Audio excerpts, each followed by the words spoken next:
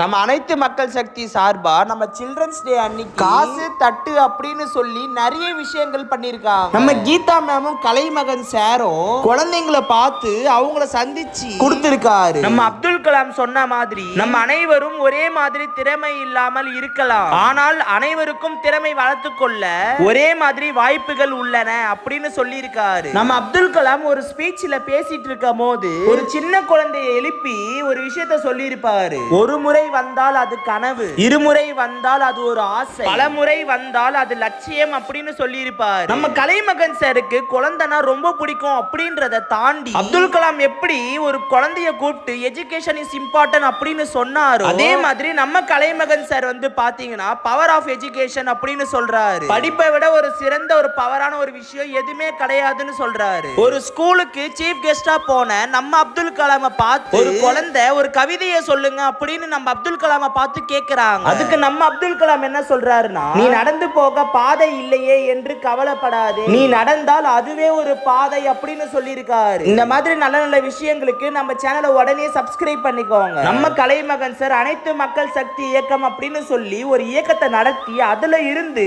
நிறைய சின்ன சின்ன பசங்களுக்கு நிறைய விஷயங்களை கத்து தராரு. இந்த சேனல் மூலியமா இவரை பத்தி நிறைய விஷயம் தெரிஞ்சுக்கோங்க.